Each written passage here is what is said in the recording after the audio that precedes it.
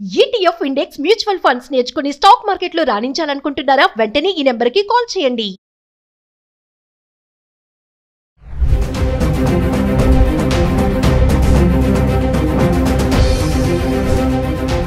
నమస్తే, welcome back to Suman TV. ప్రస్తుతం మనతో పాటు ఉన్నారు consumers affairs committee chairman Mandari Krishna Reddy గారు. నమస్తే సార్. నమస్తే అమ్మా. సార్, రీసెంట్గా అమెరికా వెళ్ళడానికి పేరెంట్స్ ముఖ్యంగా చూసుకుంటే, మామూలుగా అమెరికా వెళ్ళడానికి చాలా ఇష్టం ఉండదు. పిల్లల్ని చూడడానికి వెళ్ళొచ్చు, మనవల్ని కానీ అక్కడ స్పెండ్ చేయాలనుకుంటారు. మరీ ముఖ్యంగా అక్కడ ఉండాలి, ఆ క్లైమేట్ కానీ అంత ఇష్టపడతారు కదా. కానీ ఏంటంటే ఇప్పుడు పేరెంట్స్ లాంగ్ డిస్టెన్స్లో లాంగ్ పీరియడ్ వెళ్ళాలనుకున్న వాళ్ళు వెళ్ళడానికి ఇష్టపడట్లేదు, అక్కడ ఉండడానికి కూడా ఇష్టపడట్లేదు. ఎందుకంటారు? రీజన్ ఏంటంటారు? చాలా కారణాలు ఉన్నాయి దీంట్లో. మొదటిసారి వెళ్ళడానికి చాలామంది ఇష్టపడతారు, కొద్ది రోజులు అక్కడ ఉండడానికి ఇష్టపడతారు. అంటే షార్ట్ టైంలో వెళ్ళిన వాళ్ళు ఒక 10 రోజులు 15 రోజులు నెల రోజులు ఉండేటువంటి వాళ్ళు చాలా సంతోషపడతారు. ఎందుకంటే భారతదేశానికి అమెరికాకు మధ్యలో చాలా వ్యత్యాసం ఉంది. అక్కడ రోడ్లు కానీ అక్కడ వాతావరణం కానీ, అంటే రోడ్లు చాలా నీట్గా ఉంటాయి. అసలు ఎక్కడ చెత్త చెదారం అనేది ఎక్కడ కనబడదు మనకు. అన్ని ఆటోమేషన్స్ ద్వారా ఎప్పటికప్పుడు క్లీన్ చేసేస్తారు. కాబట్టి అది మనకి ఎక్కడ కూడా చిన్న చెత్త కానీ, అసలు మన దగ్గర కనబడేటువంటి కంపు కానీ, లేకపోతే క్లీన్ చేయకపోవడం కానీ, ఎక్కడికెక్కడ పెంట కుప్పలు మున్సిపల్ సంబంధించినటువంటి కనపడటం కానీ, ఇలాంటి దృశ్యాలు మనకు అమెరికాలో ఎక్కడ గాలించి చూసినా కనపడవు. అది నెంబర్ 1. నెంబర్ 2 ఏమిటంటే, అసలు ఇలాగా ట్రాఫిక్ జాములు అవ్వడం కానీ, ఎక్కడ పడితే అక్కడ గంటల తరబడి వెయిట్ చేయాల్సిన పరిస్థితి కానీ ఇలాంటివి కానీ ఉండవు. ఎందుకంటే అక్కడ ట్రాఫిక్ నియంత్రణ చాలా గొప్పగా జరుగుతుంది. ఎవ్వరు కూడా ట్రాఫిక్ వయలేషన్స్ ఉండవు. కాబట్టి ఎంత వేగంతో వెళ్ళాలి అంటే అంత వేగంతో వెళతాయి. అక్కడ కొన్ని తక్కువ వేగంతో వెళ్ళాలి ఉంటాయి, కొన్ని ఎక్కువ వేగంతో వెళ్ళాలి ఉంటాయి. ఆ ఎక్కువ వేగంతో వెళ్ళకపోయినా కూడా ఫైన్ వేస్తారు. ఎందుకంటే మరి వెనక వాళ్ళకి ఇబ్బంది కలగకూడదు కదా. ఆ వేగంతో వెళ్ళినప్పుడు మాత్రమే నియంత్రణ కరెక్ట్గా టైంలో రీచ్ అవ్వడం జరుగుతుంది. ఇలాంటివన్నీ ఉంటాయి. తర్వాత గొప్ప గొప్ప దృశ్యాలు, మంచి మంచి స్టూడియోస్, మంచి మంచి పార్క్స్, మంచి మంచి అమ్యూజ్మెంట్ పార్క్స్ లాంటివి, తర్వాత అనేక రకాలైనటువంటి మ్యూజియంస్ చూడడానికి అవకాశం ఉంటుంది.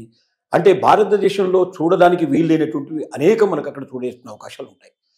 కాబట్టి ఆ దేశం మీద చాలా ఆసక్తి ఉంటుంది. అమెరికా అంటే ప్రపంచంలోనే గొప్ప దేశం అనేటువంటి భావన ఉంది. ఎత్తైన బిల్డింగ్స్ 50 నుంచి 100 ఫ్లోర్లు ఉండేటువంటివి మీకు చాలా అవలీలగా కనబడతాయి. లిఫ్ట్లో ఎక్కితే ఆశ్చర్యపోతాం. ఏంటంటే 100వ ఫ్లోర్ వెళ్ళాలంటే కింద ఇట్లా నొక్కంగానే 100వ ఫ్లోరు మనకు 1 నిమిషం నుంచి 1.5 మినిట్లో 100వ ఫ్లోర్కి వెళ్ళిపోతాం.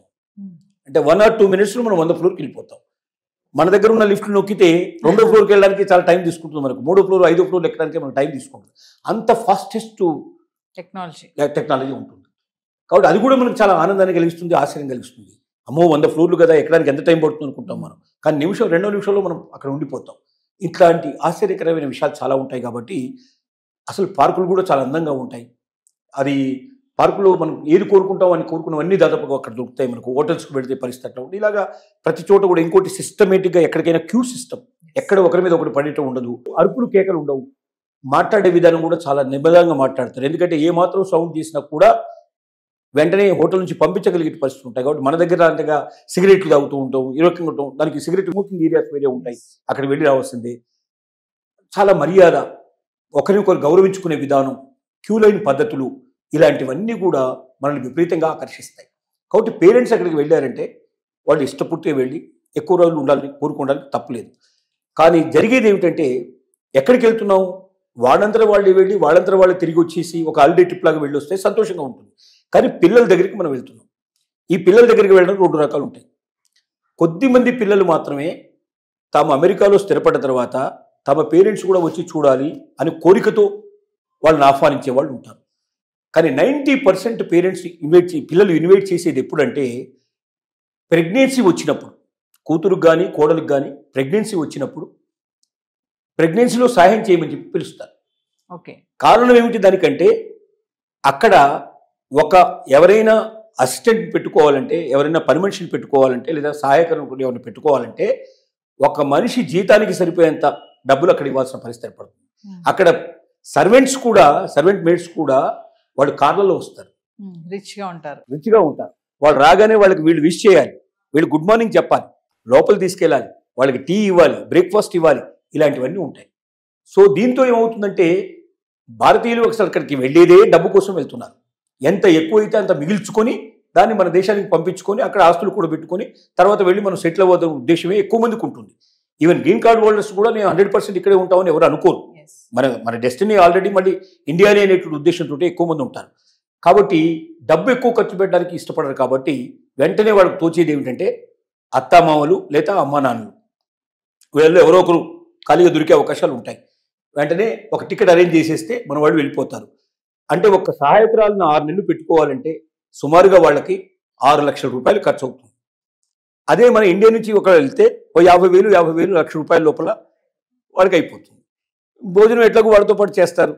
ఏదైనా అది ఇది చూపించిన అయ్యేటువంటి ఖర్చు అంతా కలుపుకుంటే అంటే మనం పని వాళ్ళకి ఇచ్చేటువంటి దాంట్లో ఒక 10% 15% ఖర్చు పెడితే మనకు వాళ్ళకన్నా ఎక్కువ నమ్మకంగా 24 గంటలు ఇంట్లో ఉండి ఒక లేబర్ లాగా పనిచేయడానికి మనకు 2 వ్యక్తులు దొరుకుతున్నారు.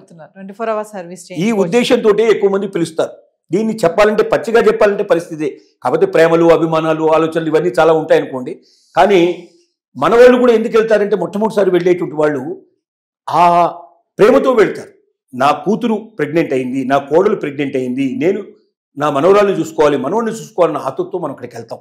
వెళ్ళిన తర్వాత జరిగేది మొట్టమొదటి ఏంటంటే అసలు వీక్లీ ఆఫ్స్ ఉండవు. సహజంగా ఈవెన్ ప్రెగ్నెంట్ లేడీస్ కూడా ఒక 2 నెలల ముందు 1 నెల ముందు సెలవు పెడతారు కదా, మిగతా టైంలో అంతా కూడా వాళ్ళు వర్క్ చేస్తూనే ఉంటారు. ఇద్దరు ఆఫీస్కి వెళ్ళిపోతే 5 రోజుల పాటు వీళ్ళు ఒంటరిగా ఉండాలి ఆ ఇంట్లో. అసలు బయటికి వెళ్తే మాట్లాడితే వీళ్ళ మాటలు ఎవరికి అంటే ఇక్కడ భాష ప్రాబ్లం చాలా ఎక్కువ ఉంటుంది. ఏదైనా దూరం వెళ్ళాలంటే అడ్రస్ తప్పిపోతాం అనే భయం ఉంటుంది. సహజంగా వీళ్ళు చొరవ తీసుకొని దూరం వెళ్ళరు. మనలాగా బయటకు వచ్చి పక్క వాళ్ళు ఈ పక్క వాళ్ళు మాట్లాడేటువంటి పరిస్థితులు అక్కడ ఉండవు. పక్కింటి వాళ్లకు మన ఇంట్లో ఒకవేళ టీవీ శబ్దం ఎక్కువ వచ్చినా వాడు వెంటనే కేసు పెడతాడు, న్యూసెన్స్ కేసు పెడతాడు. పిల్లల అరుపులు బాగా వినబడ్డా కేసు పెట్టేస్తారు. కాబట్టి ఎవడి డోర్ వాడు క్లోజ్ చేసుకుని ఇంట్లో ఉంటాడు. పక్కింటి వాళ్ళు కూడా మాట్లాడేవాళ్ళు దొరకరు, పక్కకు వెళితే ఎవరు ఉండరు. ఇక ఎవడు మాట్లాడకుండా మన వాళ్ళు బతకడం చాలా కష్టం. మన వాళ్ళు మాట్లాడడానికే పుట్టారు. ముఖ్యంగా మగవాళ్ళు బయటికి వెళ్ళంగానే ఆడవాళ్ళు చేసే పని ఏంటంటే ఎదురింటి వాళ్ళు, పక్కింటి వాళ్ళు, వెనకింటి వాళ్ళంతా కలుసుకొని మాట్లాడడం, కలిసి ఉంటే కలిసి మాట్లాడుకోవడం, ఇలాగా సహజంగా జరుగుతుంది.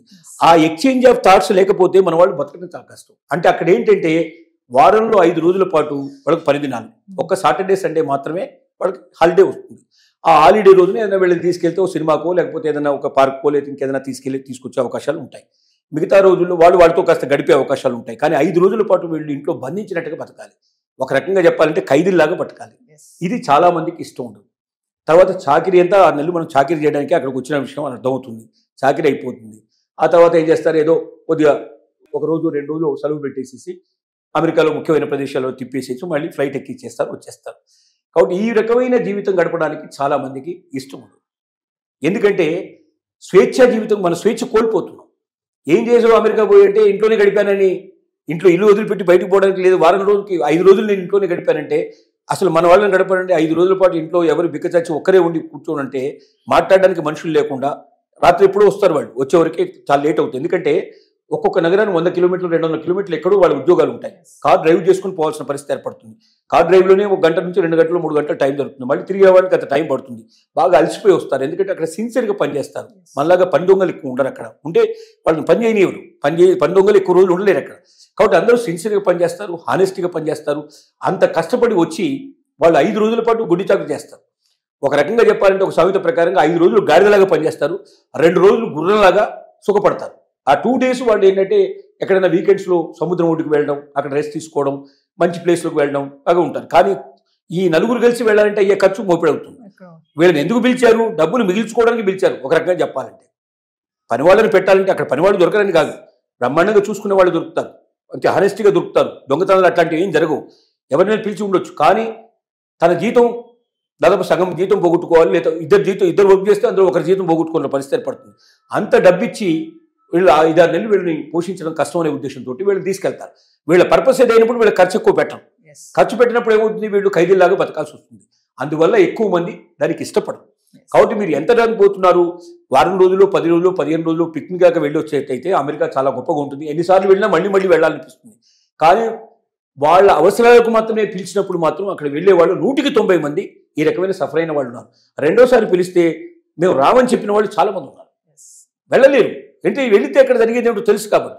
సరే ఇక తప్పదనుకుంటే ఇక కూతురు లేదా కోడలు తప్పదనుకుంటే ఏమని అనుకుంటారని మొహమాటానికి వెళ్ళింది తప్ప ఇష్టపూర్తిగా వెళ్ళేటువంటి వాళ్ళు ఉండరు. కాబట్టి రోజు రోజుకి అక్కడ వెళ్ళాలంటే ఇంట్రెస్ట్ పెట్టేటి వాళ్ళు ఇంకా పోయి వచ్చిన వాళ్ళు అనుభవాలు చెప్తారు కదా, ఆ అనుభవాలు చెప్పిన తర్వాత పక్క ఇంకా వీడికి ఇంట్రెస్ట్ తగ్గిపోతుంది. చాలా మంది అట్లా పోకుండా కూడా మానేసిన వాళ్ళు ఉన్నారు. రోజు రోజుకి ఆ పరిస్థితులు ఏర్పడుతున్నాయి. ఇక భవిష్యత్తులో పోవాల్సిన అవసరం కూడా ఉండకపోవచ్చు, ఎందుకంటే వాళ్ళు ఇక్కడికి వచ్చేస్తున్నారు కాబట్టి మనం అక్కడికి పోవాల్సిన పరిస్థితులు కూడా చాలా తగ్గిపోయే అవకాశాలు ఉన్నాయి. ఇది మెయిన్ రీజన్స్ అని చెప్పుకోవడానికి అవకాశం ఉంది. Thank you.